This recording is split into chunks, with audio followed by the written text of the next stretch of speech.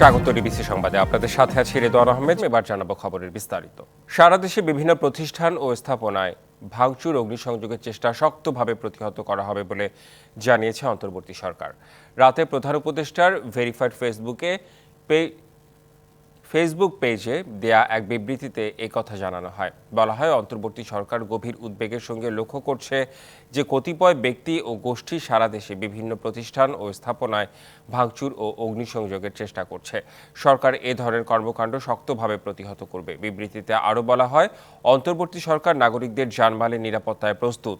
কোনো ধরনের উস্কানিমূলক কর্মকাণ্ডের মাধ্যমে দেশকে অস্থিতিশীল করার চেষ্টা করা হলে দায়ী ব্যক্তি ও গোষ্ঠীর বিরুদ্ধে আইনশৃঙ্খলা বাহিনী তাৎক্ষণিকভাবে ব্যবস্থা নেবে এবং দোষীদের বিচারের মুখোমুখি দাঁড় করাবে। ছাত্র জনতার ভাঙচুর আগুনের পর এখন ধ্বংসস্তূপ ধানমন্ডি ৩২ নম্বরে শেখ মুজিবুর রহমানের বাড়িটি। আজ এখনও ছাত্র জনতাকে দেখা না গেলেও ছিলেন উৎসুক কিছু মানুষ। তারা বলেন, ১৭ বছরের স্বৈরাচারের পতন হয়েছে, এখন একটি নতুন বাংলাদেশ দেখতে চান তারা। বলেন, কেউ স্বৈরাচারী আচরণ করলে তার পরিণতি একই হবে। সাবেক প্রধানমন্ত্রী শেখ হাসিনাকে ভারতে বসে আর কোনো উস্কানিমূলক কথাবার্তা না বলার আহ্বান জানান তারা। শুক্রবার সকালে এক্সকাভেটর ও বুলডোজার দেখা যায়নি ধানমন্ডি ৩২ নম্বরে। তবে বাড়িটির ভাঙা অংশের রড কেটে নিয়ে যেতে দেখা যায় রিকশা চালক শ্রমিকদের। বাড়িটির আশপাশে আইনশৃঙ্খলা রক্ষাকারী বাহিনীর সদস্যদের দেখা যায়নি। স্বৈরাচার যে স্বৈরাচারী, সে যত দাপটেই দেখাক, এক সময় না এক সময় তার পতন ঘটবে। যেতে আমাদের দেশে আমরা চাই শান্তি, যাতে দ্বিতীয়বার রাজ্যে কোনো স্বৈরাচার এই দেশে আসবে না। সাধারণ ছাত্র জনতা এটাকে ভেঙে গুড়িয়ে দিয়েছে। স্বৈরাচারী হাসিনার এবং শেখ মুজিবুর রহমানের সমস্ত চিহ্ন এই দেশ থেকে এইভাবেই মুক্ত করা হোক। ছাত্র আন্দোলনের সময় লুট হওয়া অস্ত্র দিয়ে বিভিন্ন জায়গায় হামলা করছে ফ্যাসিবাদীরা। পাশাপাশি বিভিন্ন জায়গা থেকে অস্ত্র ঢুকিয়ে দেশকে অস্থিতিশীল করার পায়তারা করছে।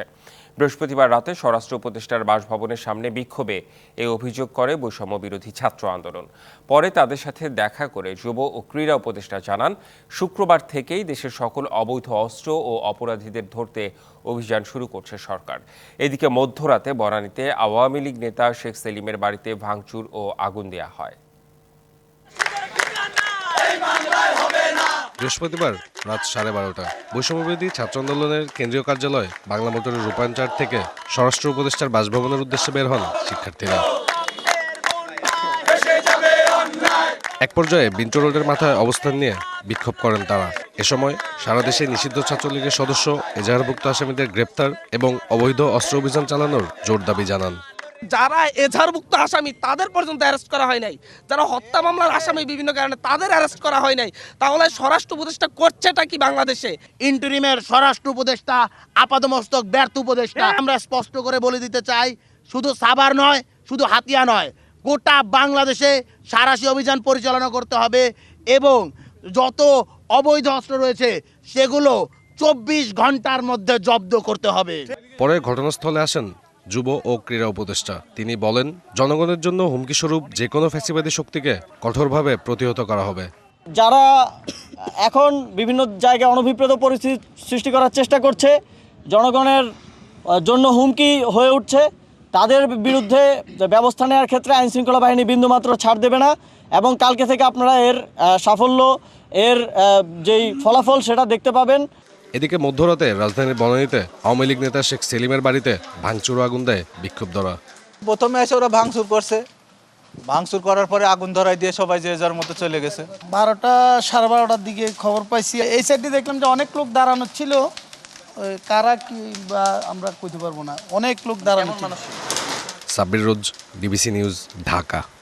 দেশের বর্তমান পরিস্থিতির উপর নিয়ন্ত্রণ প্রতিষ্ঠা করতে অন্তর্বর্তী সরকারের প্রতি আহ্বান জানিয়েছে বিএনপি।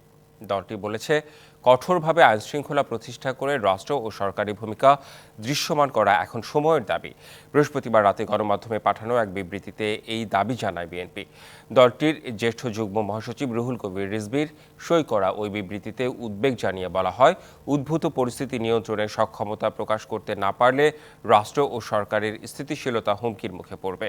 অন্তর্বর্তী সরকার গত 6 মাসেও পলাতক স্বৈরাচার এবং তাদের দোসরদের আইনের আওতায় আনতে যথেষ্ট কার্যকর পদক্ষেপ জনসম্মুখে দৃশ্যমান করতে সফল হয়নি বলে জনমনে প্রতিভাত হয়েছে। ফলে জনগণ আইন নিজের হাতে তুলে নেওয়ার মতো বেআইনি কর্মকাণ্ডে উৎসাহিত হচ্ছে।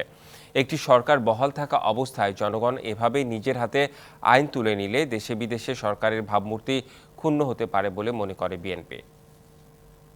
মে মাসের তৃতীয় সপ্তাহে অনুষ্ঠিত হবে জাহাঙ্গীরনগর বিশ্ববিদ্যালয়ে কেন্দ্রীয় ছাত্র সংসদ জাকসু নির্বাচন। আর নির্বাচনের তফসিল ঘোষণা করা হবে এপ্রিল মাসের শেষ সপ্তাহে। বৃহস্পতিবার রাত 12টায় বিশ্ববিদ্যালয়ের প্রশাসনিক ভবন প্রাঙ্গণে শিক্ষার্থীদের সামনে এই ঘোষণা দেন উপাচার্য অধ্যাপক মোহাম্মদ কামরুল আহসান। যে কোনো দলীয় চাপকে উপেক্ষা করে ঘোষিত তারিখের মধ্যেই তফসিল ঘোষণা ও নির্বাচন আয়োজন করতে প্রশাসনকে সচেষ্ট থাকার আহ্বান জানান শিক্ষার্থীরা। এর আগে গত শনিবার শিক্ষার্থীদের দাবির মুখে 6 ফেব্রুয়ারির মধ্যে জাকসু নির্বাচন ও তফসিল ঘোষণার তারিখ প্রকাশের আশ্বাস দেন উপাচার্য। নির্বাচনী পরিবেশকে আমরা সুন্দর রাখতে চাই। আবারও বাড়ছে ডিমের দাম। সরকার থেকে বারবার দাম বেঁধে দেওয়া হলেও বাজারের লাগাম টানা যাচ্ছে না। সপ্তাহের ব্যবধানে খুচরা বাজারে ডিমের দাম ডজনে বেড়েছে 15 টাকা। তবে গত এক সপ্তাহে পাইকারি খামারি পর্যায়ে ডিমের দাম কমেছে 50 পয়সা থেকে 1 টাকা পর্যন্ত। অপরিবর্তিত রয়েছে খুচরা ক্রয় বিক্রয়। সকালে নরসিংদী বড় বাজারে পাইকারি ডিম বিক্রি হচ্ছে 38 টাকা হালিতে। পাইকারি বিক্রেতারা বলছেন খামারি পর্যায়ে দাম কিছুটা কমার দাবি করলেও স্বাভাবিক রয়েছে খুচরা পর্যায়ে বেচাকেনা। তবে খামারিরা বলছেন প্রতি পিস ডিম সরকার নির্ধারিত 10 টাকা 58 পয়সা দামেও বিক্রি করতে পারছেন না, বিক্রি করতে হচ্ছে 9 টাকা 20 পয়সা দরে। তারা বলছেন বাজারে প্রচুর পরিমাণে সবজিসহ নিত্য প্রয়োজনীয় দ্রব্য থাকায় ডিমে তেমন আগ্রহ নেই ক্রেতাদের। এক সপ্তাহের ব্যবধানে রাজধানীর বাজারে আছেন সহকর্মী মোস্তফা মাহবুব। ডিমের দাম বেড়েছে, এই বিষয়ে আরও জানাতে তিনি যুক্ত হচ্ছেন আমাদের সাথে। মাহবুব, ডিমের দাম বাড়তি কেন, ক্রেতা এবং ভোক্তারা কি বলছেন? ডিমের দাম বাড়তি সেটি মূলত আসলে খুব বেশি যে বাড়তি সেটি বলা যাবে না। রাজধানীর যে পাইকারি বাজারগুলো সেখানে আমরা কিন্তু ঘুরে দেখেছি যে পাইকারি পর্যায়ে 120-22 এই দরে কিন্তু ডজন দরে কিন্তু পাইকারিতে বিক্রি হচ্ছে, যেটি আসলে কয়েকটি হাত ঘুরে যখন একেবারে ভোক্তা পর্যায়ে যাচ্ছে, বিশেষ করে পাড়ার মহল্লার যে দোকানগুলোতে, সেটি কিন্তু 145-140 এই দামে কিন্তু বিক্রি হচ্ছে। এছাড়া এই মুহূর্তে যে বাজারটিতে আমি আছি, খিলগাঁও তালতলা কাঁচা বাজার, এখানেও কিন্তু কিছুক্ষণ আগে আমরা কথা বলছিলাম 135-140 এই দামে কিন্তু ডিম বিক্রি হয়েছে। বিক্রেতারা যেমনটা বলছেন যে এখানে আসলে তাদের এই দামটি ছিল।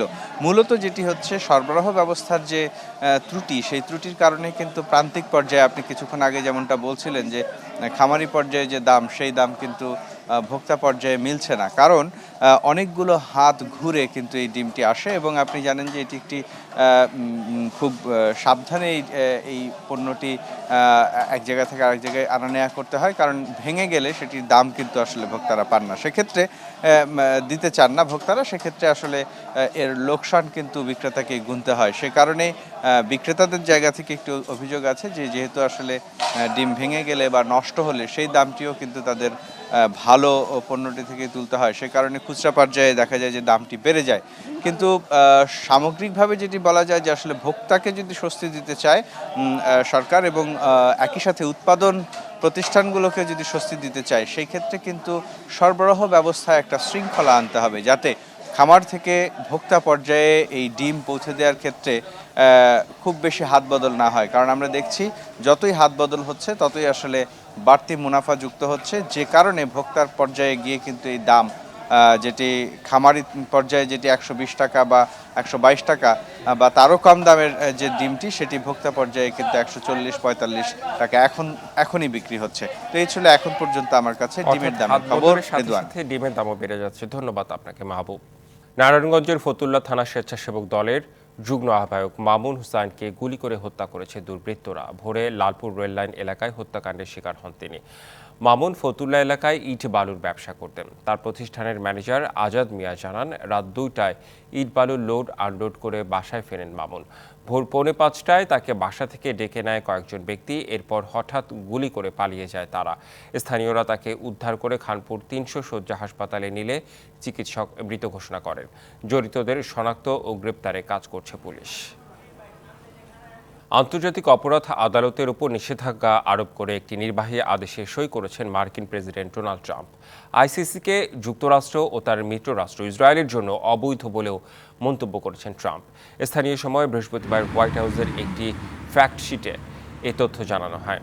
নিষেধাজ্ঞা অনুযায়ী আমেরিকান নাগরিকদের বিরুদ্ধে তদন্তে আইসিসিকে সাহায্যকারী ব্যক্তি বা সংগঠনকে আর্থিক সহায়তা ও ভিসা অনুমোদন দেবে না যুক্তরাষ্ট্র।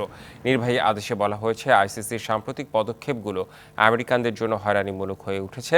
এছাড়া ইসরায়েলের আত্মরক্ষার অধিকারকে সংগঠনটি বাধাগ্রস্ত করছে।